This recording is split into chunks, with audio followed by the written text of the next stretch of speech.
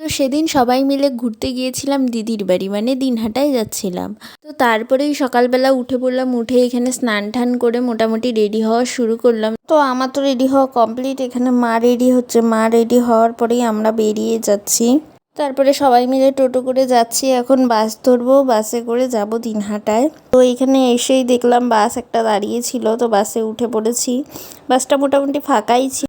তারপরে আমি একাই বসেছিলাম সিটে, সবাই সবার মতো বসলো। তো একা একা বসে কি একটু ফটো টটো তুললাম, রিলস বানালাম। যেহেতু কোচবিহার থেকে দিনহাটা যেতে মোটামুটি 45 মিনিটের মতো লাগে, তো আর কি করব। দিনহাটা যাওয়ার পথে এই ব্রিজটা পড়ে, এই ব্রিজটা হলো ঘুঘুমারি ব্রিজ, আর এই নদী হলো তোরসা নদী। তো আমার দুটো দিদির বিয়ে হয়েছে দিনহাটায়।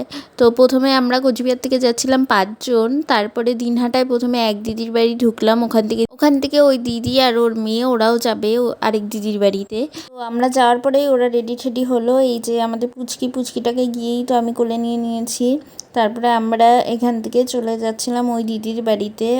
দুটো দিদির বাড়ির মধ্যে খুব একটা দূরত্ব নেই, কিন্তু যেহেতু খুব গরম পড়েছিল তার জন্য আমরা টোটো করে এই পুচকিটাকে নিয়ে যাচ্ছিলাম। মানে ওর ঘুম পেয়েছিল, তার জন্য এরকম চুপচাপ শুয়েছিল। তো পৌঁছে গেলাম, পৌঁছে দেখি দিদি অনেক রান্নাবাড়ি করছিল, তখনও শেষ হয়নি। তো রান্নাবাড়ি করতে করতে আমরা সবাই একটু ড্রেস চেঞ্জ করে নিলাম। এখানে তো আমি সবার প্রথমে গিয়ে ড্রেস চেঞ্জ করেছি, যেহেতু প্রচণ্ড গরম, এই গরমের জিন্স ফুল স্লিভ টপ পরে আর থাকতে পারছিলাম না। তা ওর রান্না হতে হতে আমরা একটু ঘুরে বেড়াচ্ছিলাম আশেপাশটা, তারপরে সবাই মিলে এখানে খেতে বসেছিলাম।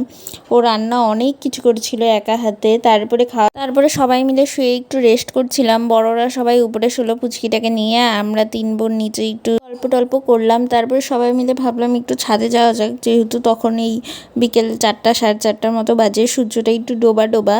তো উপরে গেলাম, ওদের উপরে অনেক ফুল ফলের গাছ ছিল। তো এখানে আম গাছ নিয়ে দেখো ওরা ফটো তুলছিল। যাই হোক, তারপরে আমি, দিদি আর একটা বৌদি আমরা এই পুচকিটাকে নিয়ে গিয়েছিলাম দিনহাটা কলেজে। তো ওদের বাড়ির থেকে এই দিনহাটা কলেজটা একদম কাছেই।